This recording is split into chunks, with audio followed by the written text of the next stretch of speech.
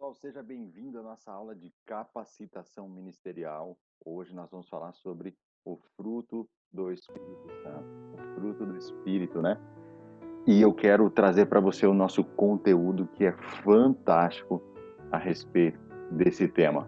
Vou colocar na tela para você aí, ó, essa aula de hoje, o fruto do Espírito. Vamos lá? O fruto do Espírito. Queridos, esta aula é tão importante porque o fruto do Espírito fala do eu interior, fala de quem você é por dentro. E o fruto do Espírito revela a sua verdadeira identidade. Então, nós temos aqui a introdução. O texto está em Gálatas capítulo 5, versículo 17, nosso texto base, que está dizendo assim, ó: porque a carne milita contra o Espírito e o Espírito contra a carne, porque são opostos entre si, para que não façais o que porventura seja o vosso querer. Até o dia da nossa conversão, a carne, ou a natureza pecaminosa, né? A carne, a nossa natureza pecaminosa, reinava sozinha dentro de nós. Mas no novo nascimento, o nosso espírito é vivificado e voltamos a ter ligação com Deus através do seu Espírito Santo. Ou seja, o nosso espírito se comunica com o Espírito Santo. E aí é o novo nascimento. Daí vem o avivamento. Com a velha natureza, como a velha natureza reinava, a lei de Moisés era o contraponto necessário para que o homem não se perdesse completamente em seu entendimento. Mas, como o apóstolo Paulo disse, e a lei estava enferma na carne e não conseguiu livrar o homem dessa natureza pecaminosa. Romanos 8:3, né? Porque aquilo que a lei fora incapaz de fazer, por estar enfraquecida pela carne, a carne foi mais forte do que a lei. Deus o fez, enviando o seu próprio filho, a semelhança de homem, ou seja, de homem pecador, de carnal.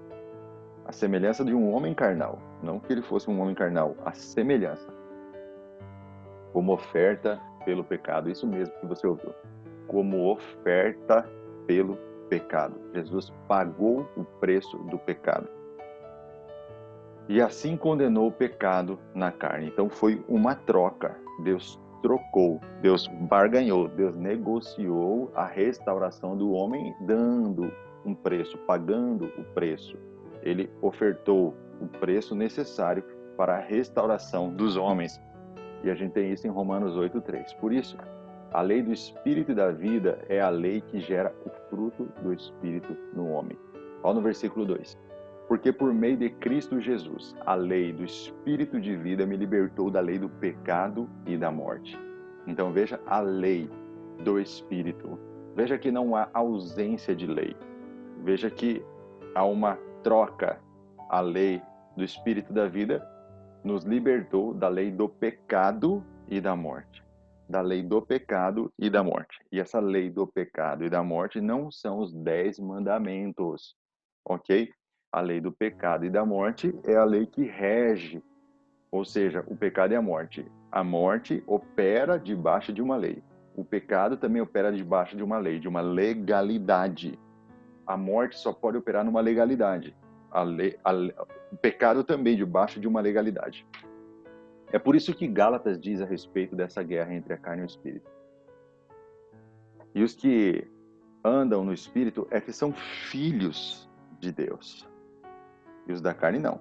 Portanto, o fruto do espírito é muito mais que a lei ou os mandamentos. É a própria semente do espírito plantada dentro do ser humano.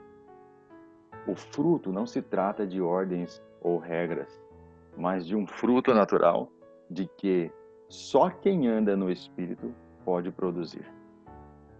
Gálatas 5:23 diz isso, ó: contra estas coisas não há lei, ok? Então, o fruto do Espírito não se trata de ordens ou regras, mas de um fruto natural, uma produtividade, é uma produção do Espírito. Então, quando você produz os frutos do Espírito, ou o fruto do Espírito, não há necessidade de lei. A lei é para quem se corrompe. Mas quem não se corrompe não há necessidade de lei. Quem não quebra ela nem sente o efeito dela, né? Não há lei contra o fruto. Essas não são as coisas que a lei denuncia. A lei condena o pecado. E aqueles que evidenciam o Espírito aqui referido estão livres das suas denúncias. Ou seja, aqui em Gálatas 5,18 vai explicar bem isso. Mas se sois guiados pelo Espírito, vocês então não estão debaixo de lei. Porque o Espírito nunca vai errar. O Espírito nunca vai levar você a pecar. O Espírito nunca irá levar você a quebrar a lei, a contradizer a lei. Então você não precisa da lei. O Espírito naturalmente vai andar no caminho reto, no caminho correto. Então você não vai precisar da lei para te balizar, se o próprio Espírito está te orientando como é que você deve andar, como é que você deve fazer, como é que você deve ser também, né? O fruto do Espírito. Este termo bíblico engloba 9 atributos do caráter de Cristo que precisa aparecer em nossas vidas. Então são 9 atributos do caráter de Cristo. Veja eles descritos no livro de Gálatas 5, 22 e 23. O primeiro deles, a caridade, que é o amor, né? É a palavra ágape, amor divino em ação. Gozo, que é chara, que vem de alegria, satisfação, prazer, paz, tranquilidade, harmonia, paz, que vem do grego eirene. Longanimidade, que vem do grego macrotúmia, paciência, lentidão em punir, ok? Pavio longo, né? Benignidade, vem do grego crestóstes, crestotes, integridade, consideração. Bondade, aqui benignidade também pode incluir honra, ok? Bondade, vem do grego agathosune, que significa retidão, gentileza, desejo de ajudar. Fé, pistis, que é convicção, que é fidelidade.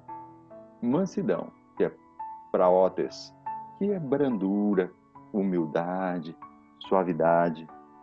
Temperança, efcrateia, domínio próprio, autocontrole, equilíbrio emocional, ok? Nunca haverá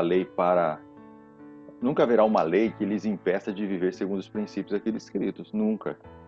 Mas o fruto do Espírito é amor, alegria, paz, paciência, benignidade, bondade, fé, mansidão, temperança. Contra estas coisas não há lei. Gálatas 5, 22 e 23. Essas características são o reflexo da nova vida com Cristo. O Espírito Santo reinando em nós produzirá o caráter cristão. Ele produzirá em nós as virtudes do caráter de Cristo. O apóstolo Paulo chama essas virtudes de o fruto do Espírito Santo. É produzido dentro de nós, sai de dentro de nós. Não é algo que acontece de fora para dentro, mas é algo que acontece de dentro para fora, de dentro para fora. Nascemos de novo, o Espírito Santo veio habitar em nós com o objetivo de controlar e mudar toda a nossa vida. O que é fruto do Espírito? Em Gálatas 5, 22, as traduções escrevem: Espírito é pneuma, que significa hálito, sopro, né? Vento ou Espírito, com a letra maiúscula, o que nos leva a crer que se refere ao Espírito Santo, já que a mesma palavra grega pneuma é empregada nos dois sentidos, Espírito humano e Espírito Santo. E todas as vezes que tiver o Espírito Santo, então nós temos a palavra maiúscula. Todas as vezes que nós tiver a palavra Espírito com a palavra minúscula, é o Espírito do homem. Pegou aí? Maiúsculo, Espírito Santo. Minúsculo, Espírito do homem, porque o homem é corpo, alma e espírito. Ok? Então vamos lá? De qualquer maneira, onde cresce o fruto? De qualquer maneira, onde cresce o fruto? É a pergunta, né? De qualquer maneira, onde cresce o fruto? O fruto é produzido no nosso espírito humano nascido de novo, pelo Espírito de Deus, enquanto as obras da carne são atos que praticamos naturalmente. O fruto do Espírito é de responsabilidade do próprio Espírito. Então, olha só, enquanto as obras da carne são atos que praticamos naturalmente, o fruto do Espírito é de responsabilidade do próprio Espírito. O fruto do Espírito é mencionado dentro de um capítulo onde Paulo fala acerca da liberdade que há em Cristo. Nos versículos de Gálatas, capítulo 5, 19, o apóstolo Paulo falou sobre a intensa luta entre a carne e o Espírito. Ele refuta o legalismo que estava sendo pregado na igreja primitiva. Ok? Então, o jugo da lei não é capaz de fazer com que alguém vença as obras da carne. Somente através do Espírito Santo o homem é capacitado a viver uma vida que agrada ao Senhor. Você está entendendo até aqui agora? Ok? Vamos continuar então? Tá tudo bem aí? Vamos dar sequência. Vamos lá então, né? Muito bem. No versículo de Gálatas 5, 19 e 21, o apóstolo Paulo falou sobre a intensa luta entre a carne e o espírito. Ele refuta o legalismo que estava sendo pregado na igreja primitiva. O jugo da lei não é capaz de fazer com que alguém vença as obras da carne. Somente através do Espírito Santo o homem é capaz ou é capacitado a viver uma vida que agrada ao Senhor. Essas obras são práticas pecaminosas, fruto da natureza caída do homem. O fruto do Espírito nos faz vencer as obras da carne. O Espírito abomina as obras da carne, e a carne, por sua vez, rejeita o fruto do Espírito. O fruto do Espírito é um conjunto de capacitações que todos os redimidos recebem. Pega essa chave aí, ó. O fruto do Espírito, o fruto do Espírito é um conjunto de capacitações que todos os redimidos, todos aqueles que foram remidos pelo sangue do Cordeiro, têm o direito de receber. Na verdade, devem ter. É o resultado natural de uma vida regenerada, que reflete o novo nascimento. O fruto do Espírito, com os dons espirituais, né, os dons especiais que o Espírito Santo concede, que são os dons espirituais, e também os dons ministeriais, devem ser utilizados para serviço da igreja. Então, olha só, fruto do Espírito, dons espirituais, dons ministeriais e dons de serviço. São 4. Veja que, nesse módulo, nós estamos aprendendo isso. O fruto do Espírito, que é o último, né? Dons de serviço, o penúltimo. Aí nós temos o segundo, que é dons espirituais, e o primeiro, dons ministeriais. Você imagina a igreja equipada, completamente consciente desses 4 superpoderes dados a ela. Hã?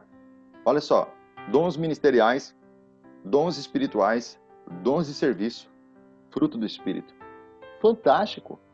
É uma igreja poderosa, que vai crescer e vai avançar sempre. Ok? Agora, ele está falando lá também das obras da carne. Carne no grego é sarx, né? Até no português ele vem como shark, né? Uma coisa assim, não é? Tubarão, né?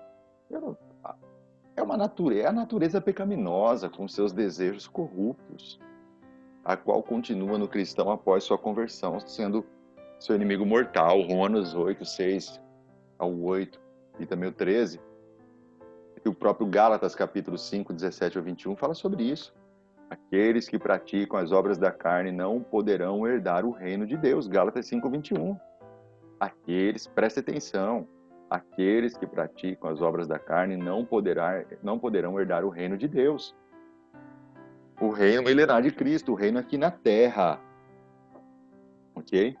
Então, por isso, essa natureza carnal, pecaminosa, precisa ser resistida, mortificada numa guerra espiritual entre a carne e o espírito, que o crente trava através do poder do Espírito Santo. Você só pode vencer através do Espírito Santo. Quer ver? Vamos trabalhar um pouco aí as obras da carne? Vamos lá, olha só.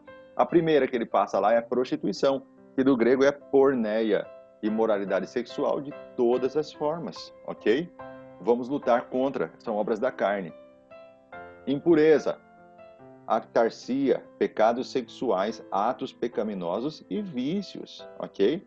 Impureza, pecados sexuais, atos pecaminosos e também vícios, bebidas, deixa seu corpo impuro, né? Vícios como cigarro, drogas e etc.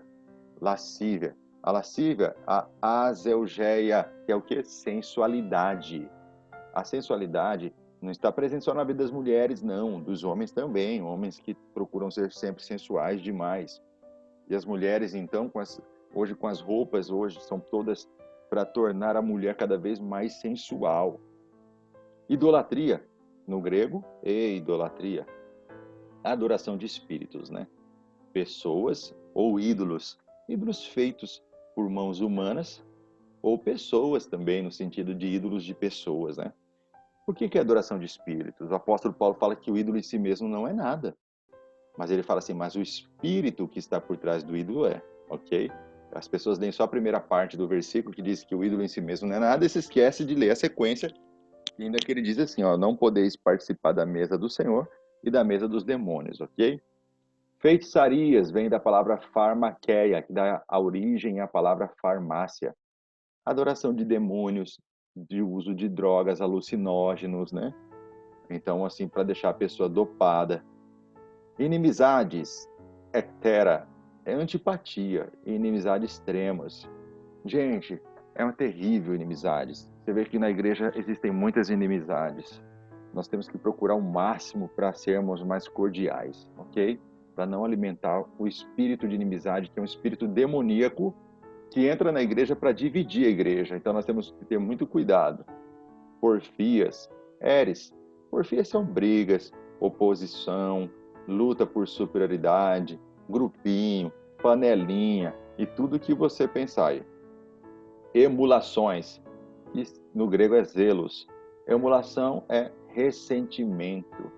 Sabe aquela raiva, aquele ressentimento que a pessoa guarda, aquela mágoa que ela vai guardando dos pais, dos irmãos, dos pastores, das ovelhas, etc. Então, iras, que vem do grego thumos, ira ou fúria explosiva através de violência, né? Então, são pessoas assim que se explodem facilmente, perdem o equilíbrio emocional, estoura, né?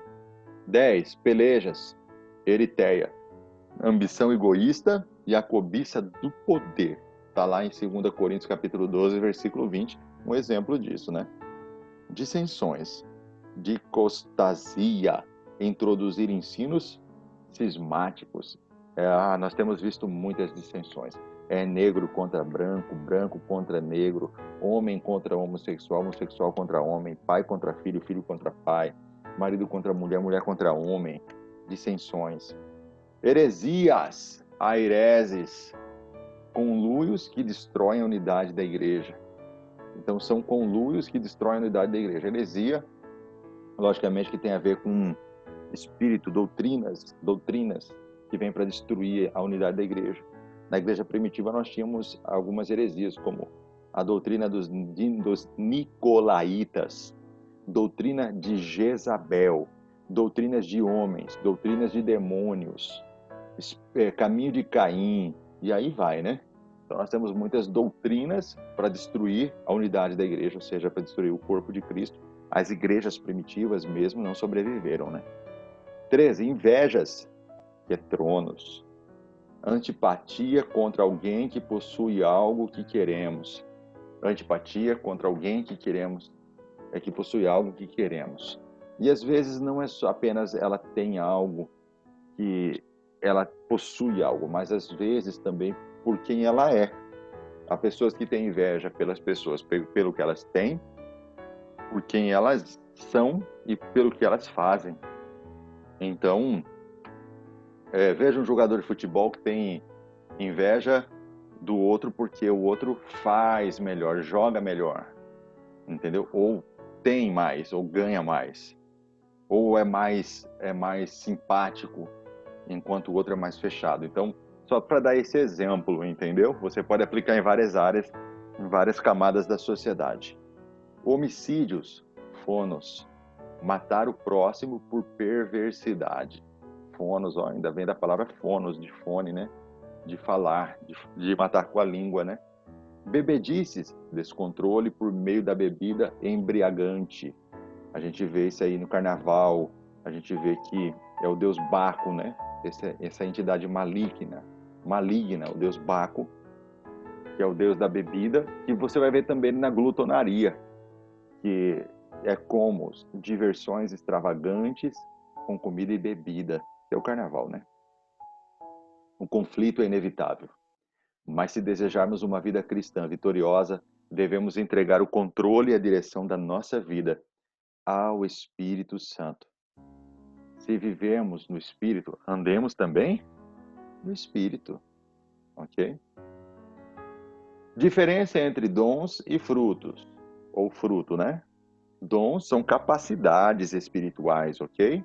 Dons aumentam a nossa capacidade para operar. Se você quer operar na fé num nível maior, você precisa de capacitação, concedidas pelo Espírito Santo no reino espiritual, para serem usados no serviço espiritual, o que você faz para Cristo, né? E são dados instantaneamente. O fruto é a verdadeira característica da vida cristã. É quem você é em Cristo, gente. É o resultante de um desenvolvimento progressivo, ou seja, de uma santificação progressiva ou de um caráter sendo transformado.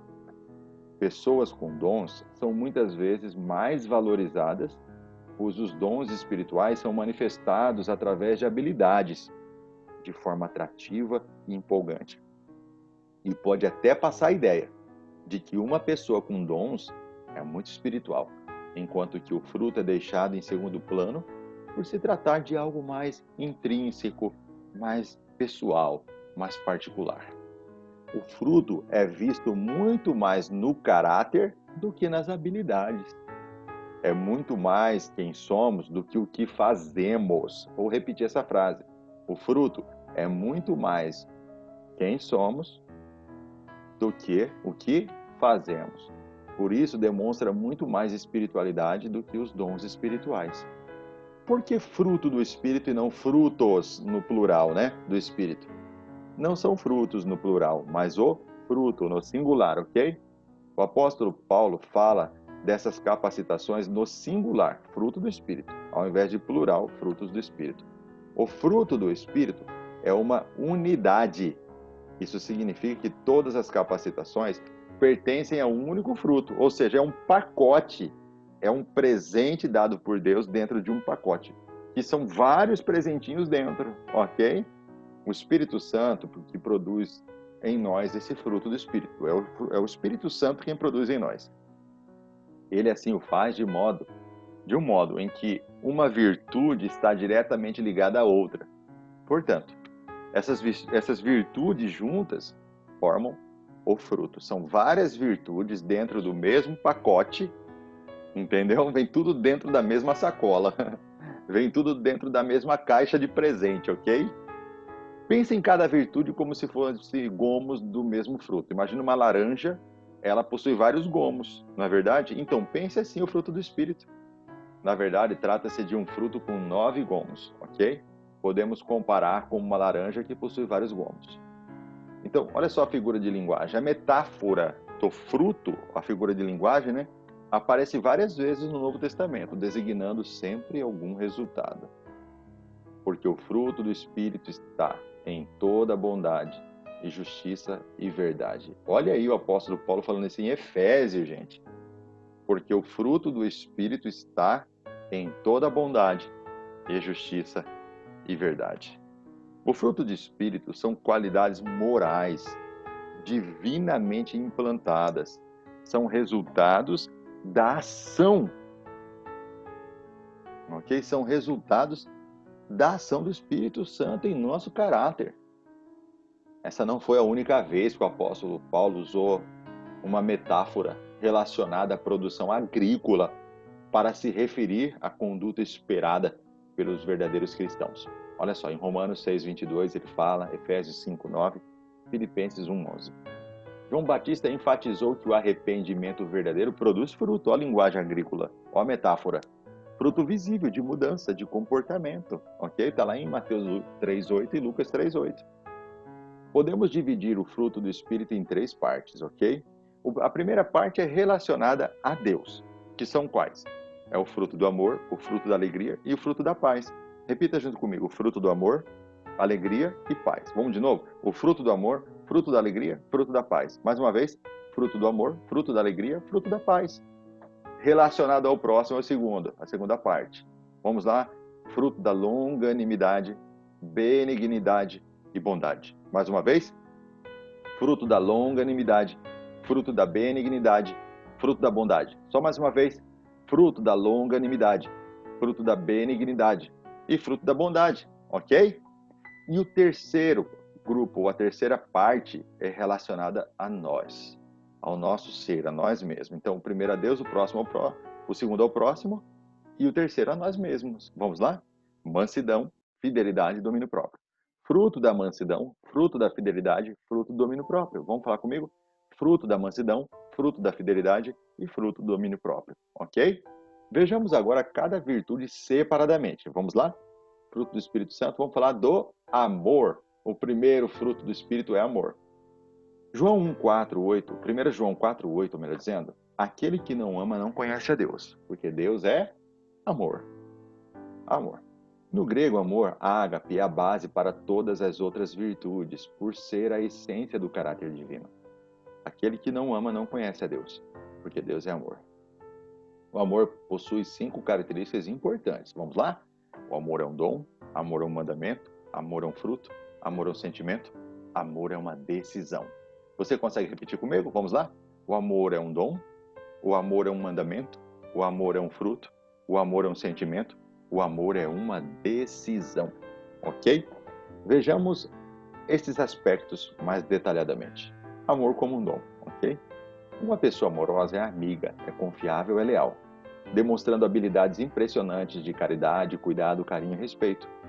Paciente e bondosa, se alegra com a verdade, suporta todas as coisas, acredita em todas as coisas, espera todas as coisas, persevera em todas as coisas e não procura os seus próprios interesses. 1 Coríntios 13, 4, 8, falando sobre o amor. O apóstolo Pedro diz, mas sobretudo, tende ardente amor uns para com os outros, porque o amor cobrirá uma multidão de pecados. Ok? Segundo, amor como mandamento. O amor é uma prática relacionada a Deus e ao próximo. Lucas 10, 27 diz isso. Amarás o Senhor teu Deus e ao próximo como a ti mesmo. O apóstolo João escreveu, aquele que não ama não conhece a Deus. 1 João 4, 8. Esse amor nos capacita a obedecer o mandamento de Jesus. O meu mandamento é este, que vos ameis uns aos outros, assim como vos amei. João 15, 12, né? Vamos ver também o amor como fruto. Olha que interessante. Jesus ensinou que seus discípulos seriam conhecidos por esse fruto. Como fruto é algo que produzimos de forma espiritual, olha só. Nisto todos conhecerão que sois meus discípulos, se vos amardes uns aos outros. João 13, 35. Se você estiver frutificando o amor, nenhuma acusação poderá legalmente ser lançada contra você. Quer ver? Ó? Gálatas 5:23, contra estas coisas não há lei. O amor será o fruto de uma vida pura e obediente à palavra de Deus, e um fruto da comunhão do Espírito Santo com o corpo de Cristo. 1 Pedro 1:22 diz assim, ó, purificando as vossas almas pelo Espírito na obediência à verdade, para o amor fraternal, não fingido. Amai-vos ardentemente uns aos outros, com um coração puro, ok? Amor também é um sentimento, né, gente? Olha lá. E deixa a vida mais doce. Eu digo que o amor não é apenas um sentimento, mas também uma decisão, uma escolha. A gente tem que sempre preparar para isso, né? Pois se amardes os que vos amam, que recompensa tereis? Não fazem também não fazem os publicanos também o mesmo? Os publicanos, para eles, eram os piores de todos os pecadores, porque cobravam impostos do seu próprio povo, era traição. Então, o Zaqueu era publicano, né? E Cristo foi condenado na mente, no coração de todos por estar com Zaqueu. E Jesus disse, até os publicanos amam. Então, ou seja, é um sentimento. É um sentimento que acompanha qualquer pessoa, até os maus amam. Veja que o versículo diz que mesmo os publicanos sentem amor pelas pessoas que o amam, ou seja, o amor sentido, né? Por seus entes queridos, familiares, pessoas mais próximas. Por outro lado, quem não tem amor é ciumento, orgulhoso, desrespeitoso, egoísta e não consegue perdoar os erros dos outros. Agora sim, o amor é uma decisão. Olha só o que diz. Lucas 6,35, Jesus Cristo falando.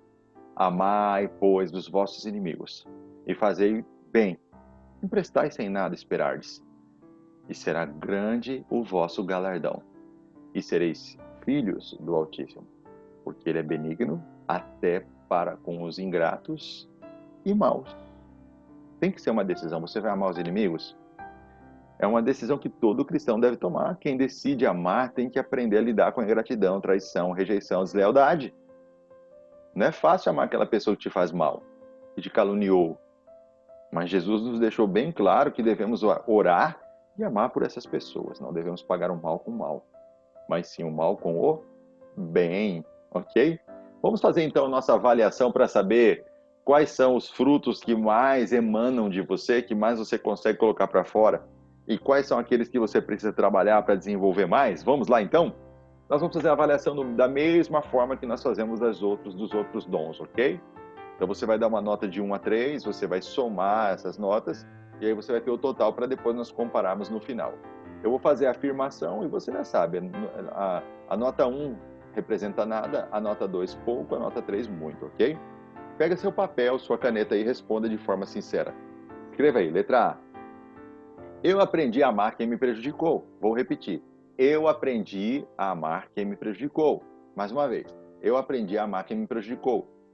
Qual vai ser a sua nota? 1, 2 ou 3? Coloque aí na frente da letra A. Letra B. Eu amo a minha família incondicionalmente. Eu amo a minha família incondicionalmente. Eu amo minha família incondicionalmente. Vai lá, coloca a sua nota de 1 a 3. Letra C. Sou uma pessoa motivada pelo amor. Sou uma pessoa motivada pelo amor. Mais uma vez, sou uma pessoa motivada pelo amor. Coloque a sua nota aí na frente da letra C. Letra D. Sinto muita compaixão pelos perdidos. Sinto muita compaixão pelos perdidos. Sinto muita compaixão pelos perdidos. Coloque a sua nota, por favor. Procuro fazer todas as coisas com amor e não de má vontade. Procuro fazer todas as coisas com amor e não de má vontade.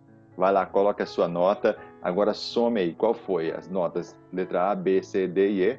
Vai lá, soma o total, escreve o total aí para saber a sua pontuação desse primeiro fruto do Espírito, que é o amor.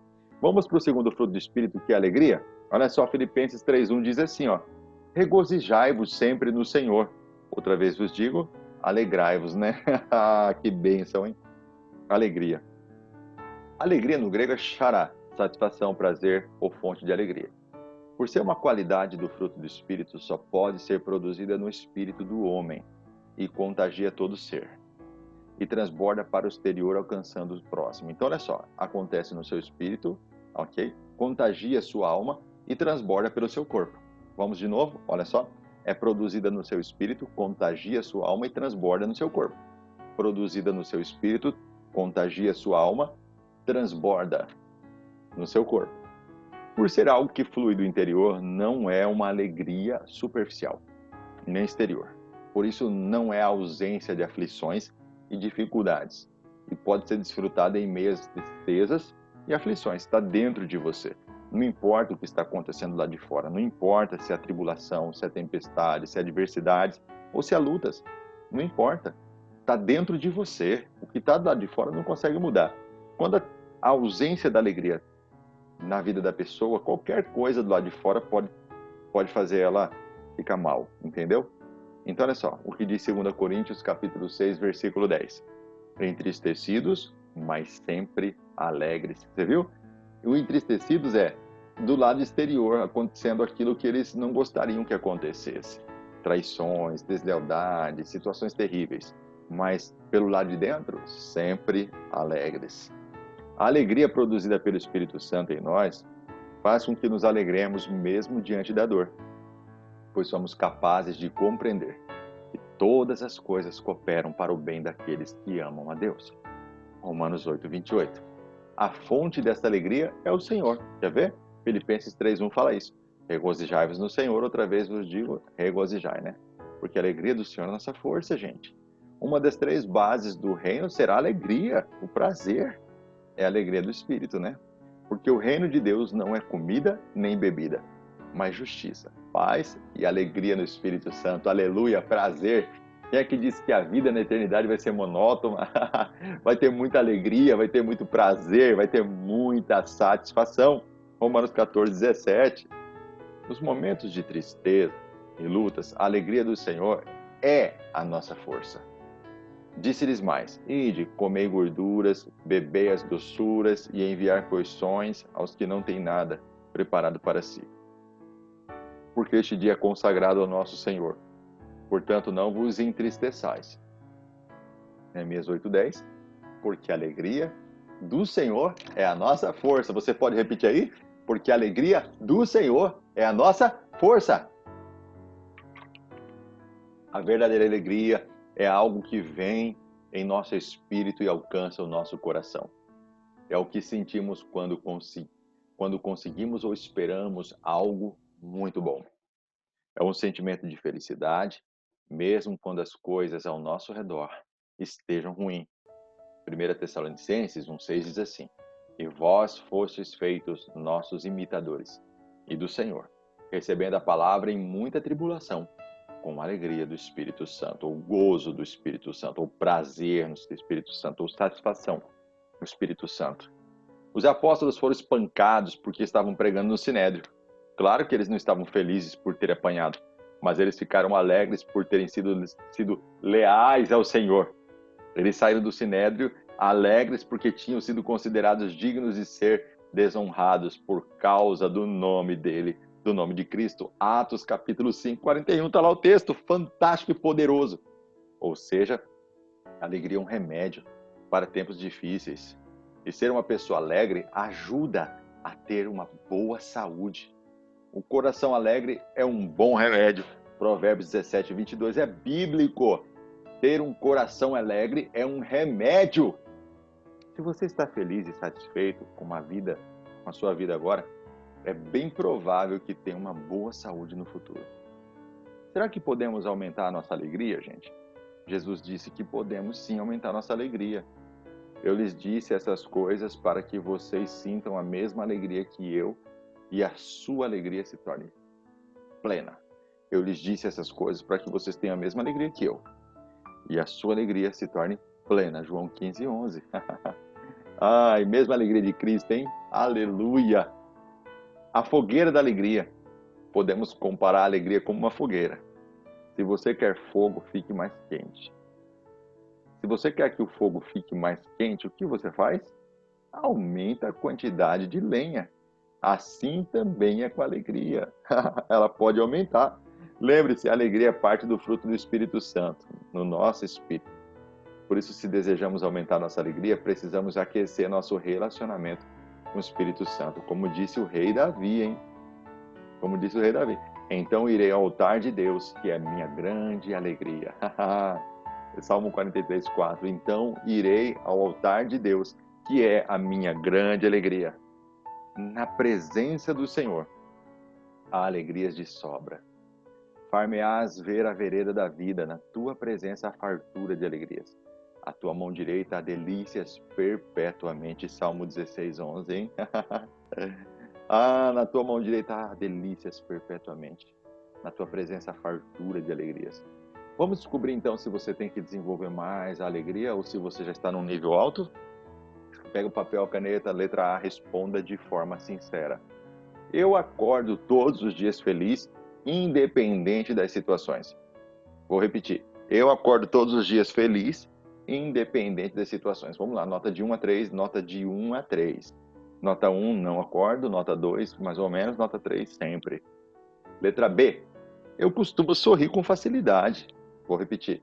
Eu costumo sorrir com facilidade. E aí? Nota 1, 2 ou 3? 1, não. 2, mais ou menos. 3, sim.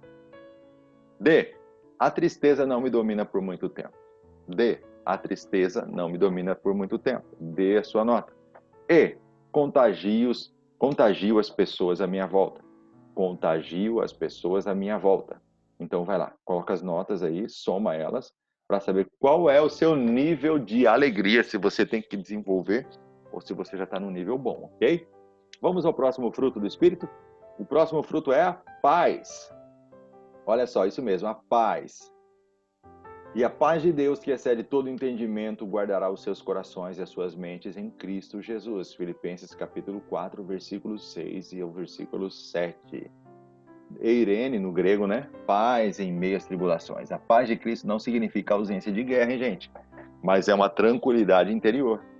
É uma dádiva sobrenatural e indestrutível. João 14, 27 e 16, 33. Shalom, no hebraico. É a dádiva que Deus tem dado em todas as áreas da vida. Essa paz é a marca de um coração sereno, experimentada por aqueles que são justificados mediante a fé Romanos 5, versículo 1, né? Tendes paz com Deus. Quem possui essa paz, descansa em Deus. Em meio às tribulações da vida, confia que o Senhor está na direção e que Ele sabe o que é melhor. Jesus Cristo disse lá em Filipenses, ou melhor, o apóstolo Paulo disse em Filipenses, capítulo 4, 6, não andem ansiosos por coisa alguma, mas em tudo, pela oração e súplicas, e com ação de graças, apresentem seus pedidos a Deus. E a paz de Deus, que excede todo entendimento, guardará os seus corações e as suas mentes em Cristo Jesus. Vamos ler novamente? Não andem ansiosos por coisa alguma, mas em tudo, pela oração e súplicas, e com ação de graças, apresentem seus pedidos a Deus. E a paz de Deus, que excede todo entendimento, guardará os seus corações e as suas mentes em Cristo Jesus. Ok? Nos tempos em que vivemos, parece cada vez mais difícil encontrar paz, né? Os telefonemas, os compromissos, o trânsito e a rotina descontrolada deixam as pessoas em um estado constante de ansiedade. Paulo afirma que é possível para o cristão viver uma vida de paz, mesmo passando por uma vida tumultuada, sofrimentos e angústia. A palavra paz também pode ser usada nos relacionamentos. Um cristão tentar manter a paz com todos que o cercam. Se for possível, quanto depender de vós, tende paz com todos os homens. Romanos 12, 18. Se for possível, quanto depender de vós, tende paz com todos os homens, ok? Vamos ao teste, então, vamos descobrir. Lembrando, nota 1, 2, 3, né? Responda de forma sincera. Vai lá, pega o seu papel e sua caneta. Letra A. Eu durmo com muita facilidade. Não sofro com insônia. Eu durmo com muita facilidade. Não sofro com insônia. Dê sua nota de 1 a 3. Letra B. Eu não costumo ser ansioso. Vou repetir. Eu não costumo ser ansioso. Dê a sua nota de 1 a 3. Letra C. Eu gosto de uma vida tranquila, sem agitações. Eu gosto de uma vida tranquila, sem agitações. Dê a sua nota. Letra D. Gosto de resolver conflitos entre pessoas. Gosto de resolver conflitos entre pessoas. Dê a sua nota. Meus ambientes geralmente são calmos e tranquilos. Repito, meus ambientes geralmente são calmos e tranquilos. Dê a sua nota. Muito bem, agora some a sua nota, veja o total, que é o dom de paz, ou melhor, aquele fruto do Espírito de paz, e aí depois, lá na frente, nós vamos comparar. E depois nós vamos saber qual é o fruto do Espírito que você precisa desenvolver melhor, ok? E quais são aqueles que você já está no nível legal. O próximo é longanimidade, ok? Longanimidade. Vamos então à longanimidade. O texto está dizendo: a paciência como fruto do Espírito Santo é fundamentada na confiança de que Deus cumprirá todas as suas promessas, ok? Todas as suas promessas.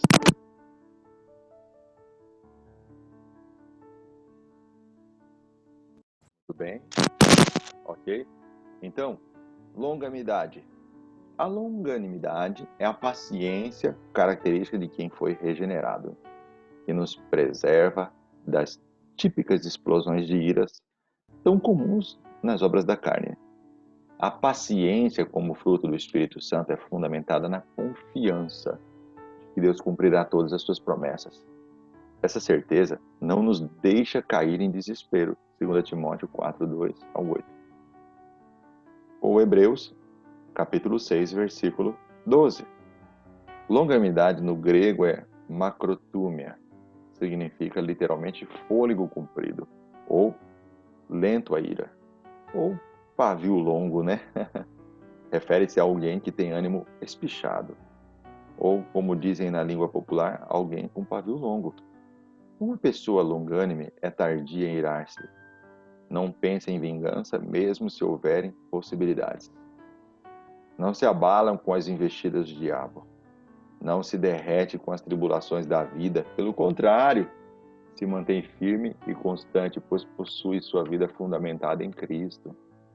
Se a paciência para suportar injúrias de outras pessoas é um atributo de Deus que tolera pacientemente todas as fraquezas humanas, não deixando tomar por explosões de ira ou de furor. Temos algumas referências bíblicas, como Números 14 e Salmo 86, 15. Quando alguém lhe faz o mal, a pessoa longânime não paga na mesma moeda, pois ela tem facilidade em perdoar, haja vista que possui espírito reto. Por amar a verdade de Deus, a defende e por ser assim, é um ótimo apologista, ou seja, um defensor da fé.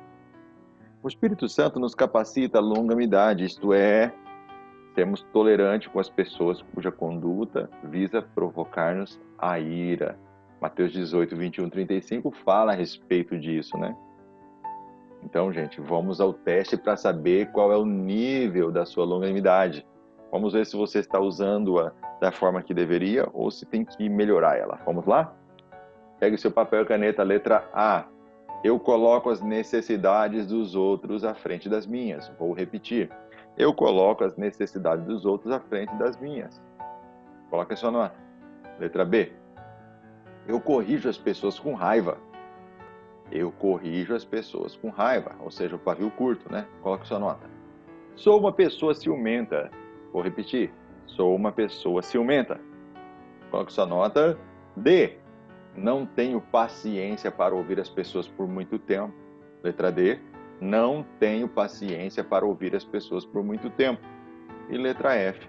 Fico irritado facilmente quando sou contrariado. Fico irritado facilmente quando sou contrariado. Coloca sua nota aí de 1 a 3. Agora faça o cálculo. Some o total. Veja a sua nota. Lá na frente nós vamos comparar todas elas e vamos saber se você tem longanimidade, se ela está num nível bom ou se você tem que trabalhar ela, ok? É poderoso, né, gente? É poderoso. Isso beneficia a igreja demais, né? Porque mexe com áreas que nas pregações dos cultos não dá para a gente trabalhar muito. Mas não dá para os pastores trabalharem muito, né?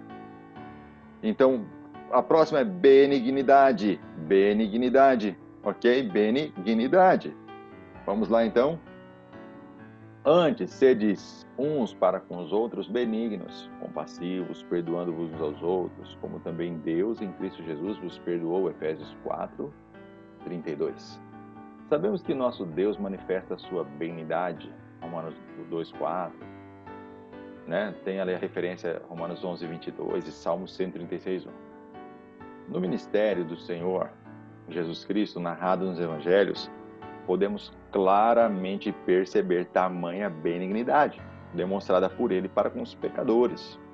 Temos as referências aí como Marcos 10, 13 a 16, Lucas, né? Também o Evangelho de João. Diretamente resultante do amor, somos aconselhados a demonstrar benignidade.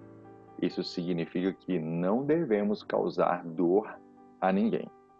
Mateus 5, 43 ao 48 e Lucas 6, 27 ao 38.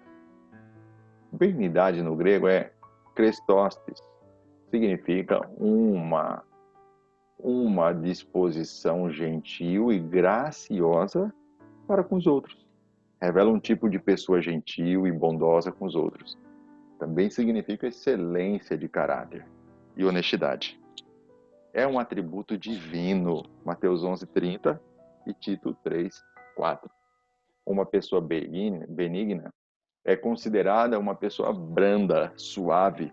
Suas palavras são temperadas pelo Espírito de Deus. Não usam linguajar obsceno e nem torpe.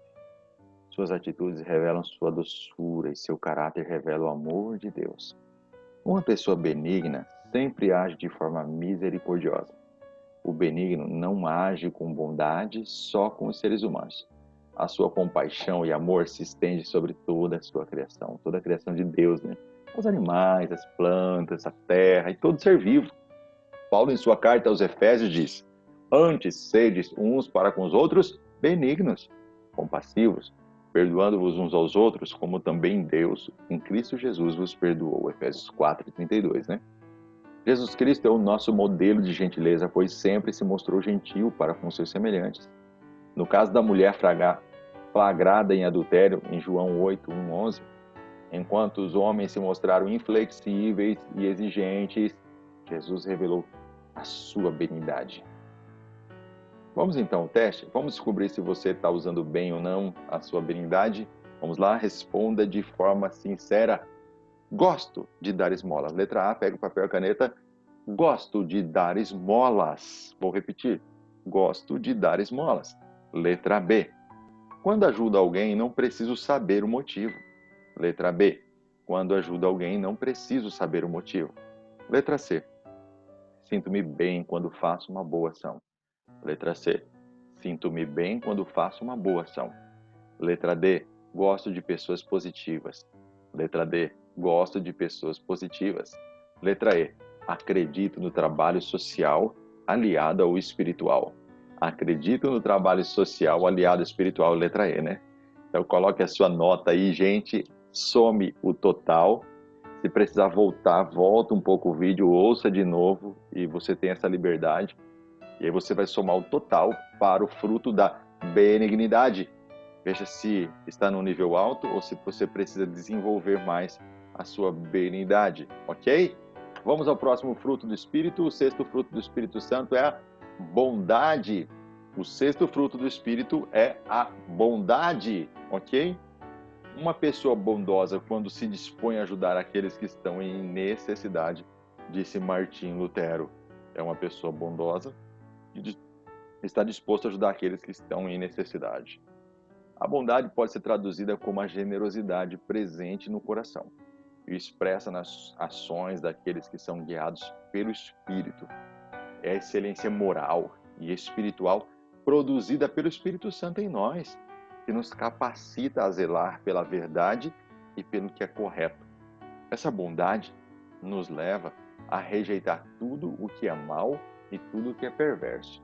Bondade no grego, agathosine, significa aquilo que é bom e útil. É a qualidade da generosidade e da ação gentil para com outras pessoas. Uma pessoa bondosa, quando se dispõe a ajudar aqueles que estão em necessidade, Martim Lutero disse, né? A bondade é um atributo de Deus e você vai ver que Deus é bom, está lá no Salmo 34:8, no Salmo 107:1 e no Mateus 29:17. A bondade e benignidade são termos que estão ligados entre si. Romanos 2:4, Efésios 2:7 mostra isso. W. Barclay diz que a diferença está no fato de que a bondade pode reprovar, corrigir e exortar, mas a benignidade só pode ajudar. Qualidade do que é bom, de boa índole, isso é bondade. É a qualidade do que é bom, de boa índole, ok? A pessoa considerada bondosa age de forma honesta, é verdadeira, pura e justa. Suporta algumas injúrias com paciência e mansidão. Mesmo sendo pecador, consegue agir de forma correta, não dá mau testemunho. Uma pessoa benigna também corrige, disciplina, exorta por amor ao próximo.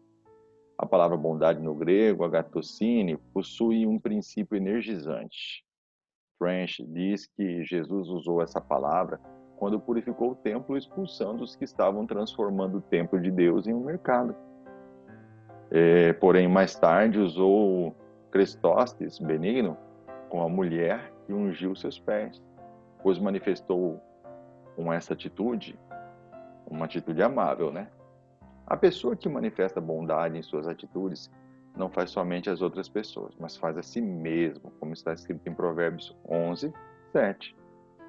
O Espírito Santo produz em nós uma bondade que é ao mesmo tempo amável, enérgica.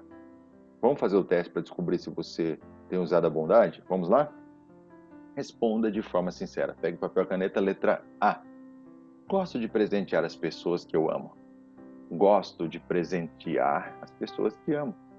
Letra B. Não gosto de julgar as pessoas. Letra B. Não gosto de julgar as pessoas. Letra C. Dou a preferência em filas para quem tem necessidades, sejam quais forem. Dou a preferência em filas para quem tem necessidades, sejam quais forem. Letra D. Costumo dar gorjetas. Letra D. Costumo dar gorjetas. Letra E. Participo de ações beneficentes. Letra E. Participo de ações beneficentes. Ok? Se precisar, volta o vídeo, ouça de novo as afirmações e responda. Vamos somar então o total? Agora que você somou o total, você sabe o nível que você está de bondade, se você precisa melhorar ou se você já está no nível bom, ok? Lá na frente, nós iremos comparar com os outros frutos, ok? Vamos ao sétimo fruto do Espírito Santo, que é a fidelidade. O sétimo fruto do Espírito é fidelidade. É tão bom conhecer alguém fiel. O fiel é alguém que podemos confiar sempre. A fidelidade, em algumas traduções, aparece traduzida como fé. Essa também é uma tradução correta do termo grego utilizado. Porém, devido à clara relação com a bondade e a benignidade citadas anteriormente, a tradução que mais encaixa no texto é fidelidade ou lealdade. Analisando a própria epístola aos Gálatas, podemos perceber que a palavra lealdade é muitos membros daquela comunidade cristã, não só para Paulo, né? Então, ao avaliar a epístola aos Gálatas, podemos perceber que faltava, né, lealdade a muitos membros daquela comunidade cristã. E não era só em relação a Paulo, entendeu? Mas para com o próprio evangelho, porque você vai ver lá no capítulo 1:6-9, no 3:1-7-5-7, que eles estavam deixando com que o evangelho fosse deturpado. Faltava lealdade e fidelidade a Paulo, o apóstolo, e faltava lealdade também ao evangelho, né? Assim, a fidelidade como fruto do Espírito não apenas se resume à lealdade para com homens, mas principalmente para com Deus e a sua vontade. Fé no grego pistis pode significar tanto confiança quanto fidelidade. Para Paulo, fé significa o recebimento da mensagem da salvação e a conduta baseada no evangelho, ou seja, ser leal ao evangelho, né? Romanos 1:8, 1 Coríntios 2:5, o cristão vive pela fé, pela fidelidade, pela confiança. E é de fé em fé, de fidelidade em fidelidade, em lealdade em lealdade, em confiança, confiança, ok? John Stott diz: a fé é a confiabilidade que convida outras pessoas a confiar em nós. É a fidelidade provada, a dignidade sólida de alguém que sempre cumpre suas promessas e termina tudo o que começa. É tão bom conhecer alguém fiel. O fiel é alguém que podemos confiar sempre. Alguém que é amigo e confidente, que te apoia nos seus objetivos quando estes são para o seu bem e te repreende quando está errado. O fiel é benigno, bondoso, amoroso, longânime, transmite paz, é manso, possui domínio sobre os seus sentimentos, emoções e é alegre. Alguém assim não é fiel somente ao seu próximo, antes é fiel primeiramente a Deus e a sua palavra.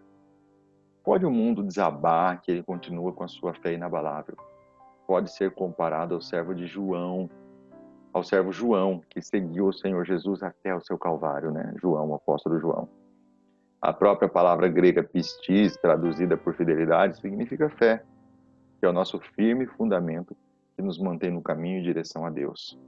A fidelidade depende da fé e não age de forma individual. Devemos seguir a fidelidade de Jó, que mesmo diante de tanta dor, em momento algum, blasfemou contra o seu Senhor. Ele era fiel no muito e também no pouco. Existem vários exemplos na palavra de Deus em que podemos nos apoiar para tornarmos fiéis, como Moisés, Números 12:17, Davi, 1 Samuel 22:14, Ananias, Neemias 7:2, Daniel 6:4, dentre outros personagens, né, gente? Vamos saber o seu nível, então? Vamos lá? De fé, de fidelidade, de lealdade, de confiança? Letra A. Conservo minhas amizades de infância.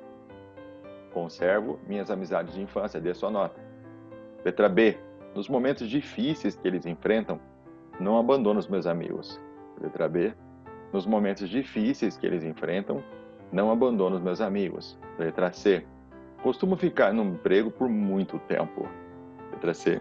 Costumo ficar no emprego por muito tempo. Letra D.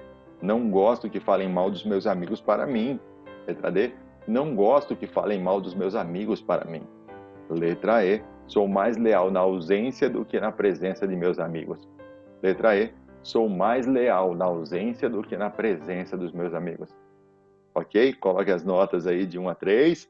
Vamos somar para ver qual está o seu nível de fidelidade. Muito bem.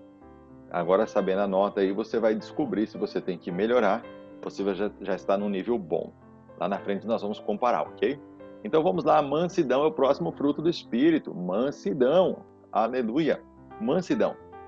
A mansidão é o resultado da verdadeira humildade. Mansidão é o oposto da agressividade, da raiva, da violência.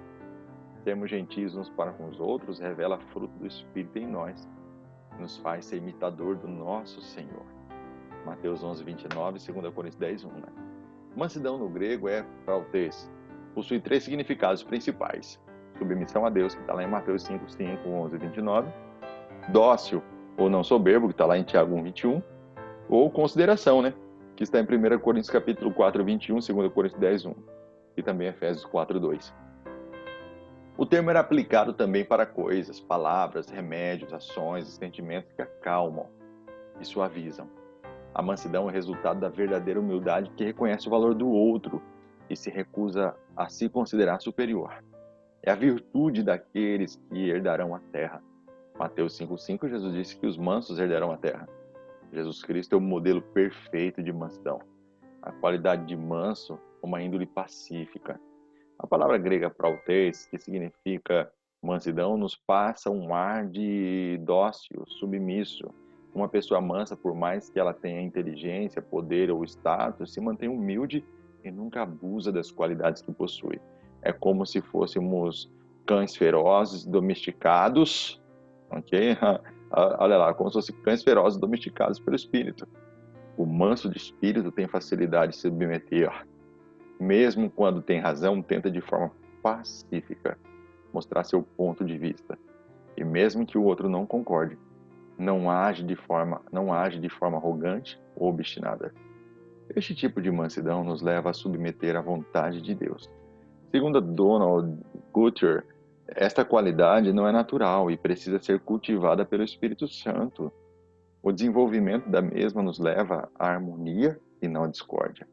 John Stott nos diz que esta mansidão é aquela atitude de humildade que Cristo tem em Mateus 11, 29, que Paulo fala em 2 Coríntios 10, 1. Vamos fazer o teste para saber o seu nível de mansidão? Vamos lá? Responda de forma sincera. Pegue seu papel, caneta, letra A. Quando muitos perdem a cabeça, costumo ficar calmo. Letra A. Quando muitos perdem a cabeça, costumo ficar calmo. Letra B. No trânsito, não costumo ficar nervoso. Letra B. No trânsito, não costumo ficar nervoso. Letra C. Mesmo que o ambiente esteja pesado, consigo sentir paz. Mesmo que o ambiente esteja pesado, consigo sentir paz. Letra D. Situações de crise financeira não me deixam nervoso. Letra D. Situações de crise financeira não me deixam nervoso. Letra E. Consigo explicar com calma quando alguém está com dívidas. Letra E. Consigo explicar com calma quando alguém está com dívidas. Respostas. Vamos lá. Some o total para saber se você está no nível de mansidão legal ou se precisa trabalhar, ok? Lá na frente nós vamos comparar isso. Próximo fruto do Espírito Santo, nono fruto do Espírito Santo é o domínio próprio. Próximo fruto, domínio próprio. Vamos lá? O fruto do Espírito pode ser visto na relação em que alguém tem consigo mesmo.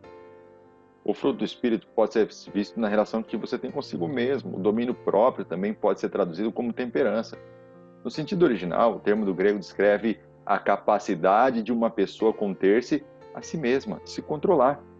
Exercendo o domínio próprio, submetemos todas as nossas vontades à obediência de Cristo.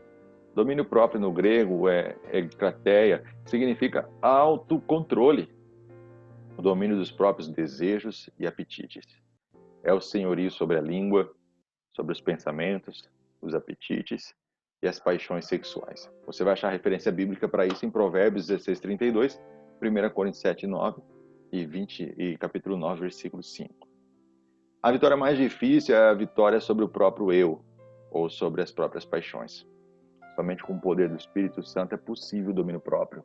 A palavra ekrateia significa autocontrole e domínio dos próprios desejos.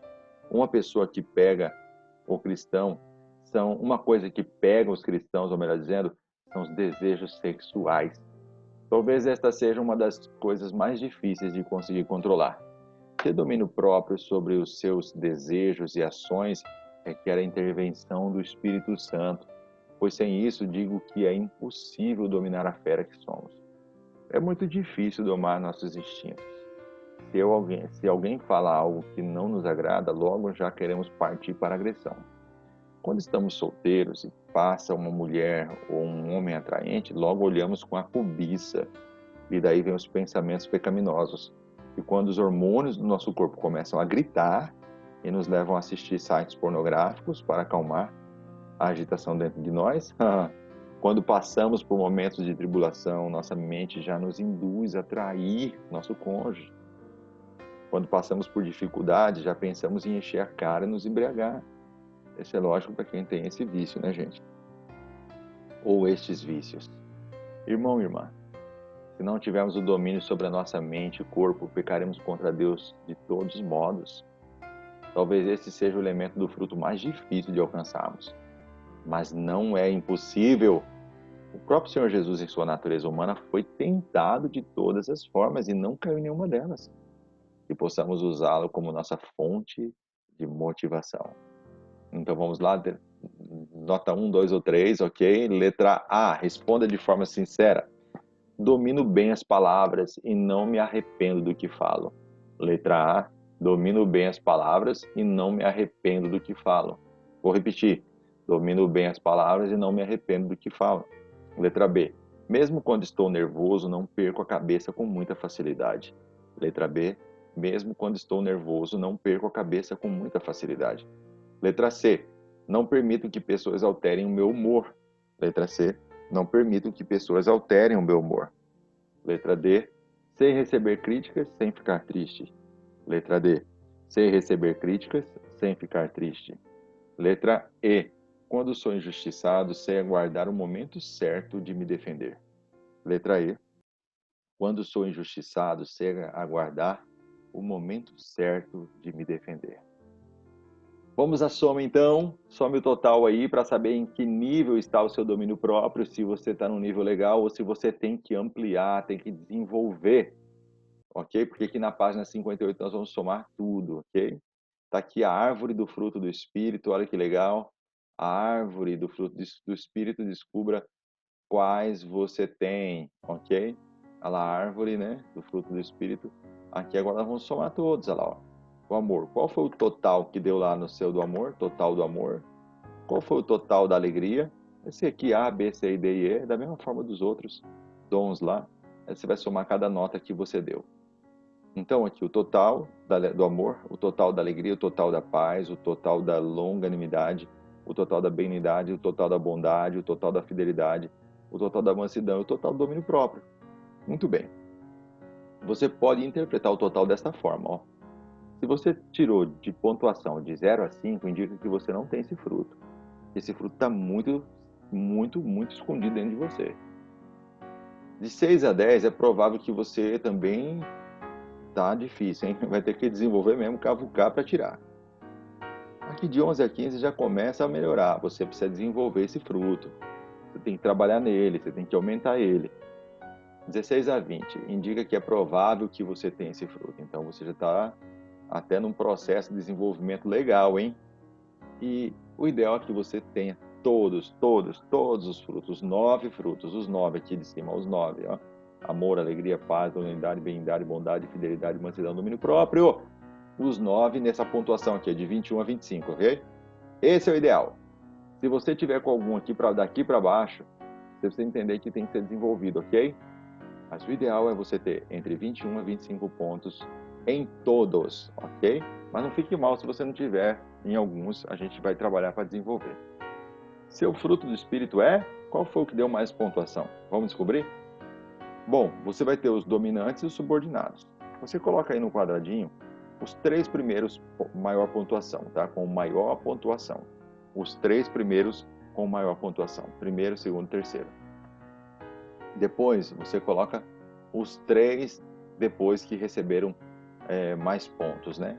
Então, aqui você vai colocar os 6 primeiros, né? Esses 3 primeiros aqui são dominantes, os 3 segundos são subordinados. São seus 6 principais frutos do Espírito dentre os 9, ok? dentre os 9 frutos do Espírito, aqui você vai colocar os 6 mais que ganharam mais pontos, que tiveram maior pontuação, ok? Então, gente, olha só, as obras da carne que afetam diretamente sua manifestação são relacionadas aos versículos anteriores, né? Como adultério, prostituição, né? Impureza, lascívia, etc. Nós já falamos sobre isso. Pecados relacionados à imoralidade, prostituição, lascívia, impureza. Pecados relacionados a falsos deuses, idolatria e feitiçaria. Pecados relacionados à rivalidade, inimizades, porfias, ciúmes, iras, discórdias, dissensões, facções e invejas. E pecados relacionados aos excessos, né? Que é embriaguez e glutonaria. Essas são as obras da carne. Quando a gente começa a analisar as obras da carne, conforme nós já fizemos na página anterior, a gente começa a perceber como cada uma delas age, tentando anular, neutralizar cada fruto do Espírito que está nas nossas vidas. Nós temos que tomar o maior cuidado, porque cada obra da carne tenta anular um fruto do Espírito, e cada fruto do Espírito anula a obra da carne, ok? Conclusão. Quando olhamos para o fruto do Espírito Santo, vemos um relato de Jesus Cristo. Todas as 9 virtudes acima estão presentes no caráter de Cristo. Elas só podem ser implantadas no crente por intermédio do Espírito Santo. É Ele quem opera a transformação moral do crente. 2 Coríntios 3,18 você leia, tá? Deixe o Espírito Santo trabalhar em seu coração, em seu caráter.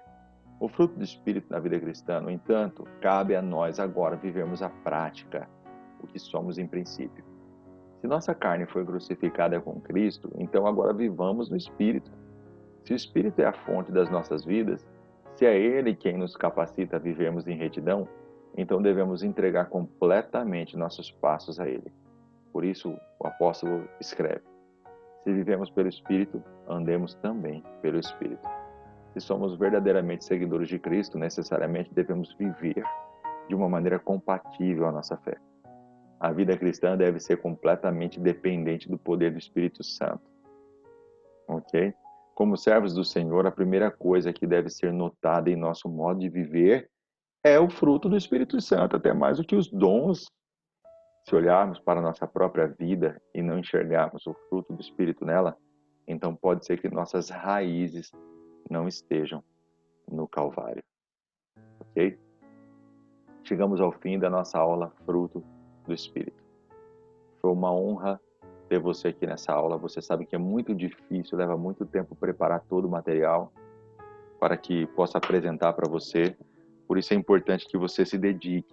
Se for necessário, por favor, assista quantas vezes for necessário. Quantas vezes for necessário. Assista, volte o vídeo, assista novamente, faça o teste. Passou 3 meses, faz o teste de novo. Se dedique a isso, porque isso é para o seu desenvolvimento. Custou muito tempo, muito trabalho, muito sacrifício. Mas eu faço isso de todo o meu coração, para abençoar a vida da igreja, para que a igreja seja capacitada a receber mais e mais do nosso Deus, do nosso Senhor.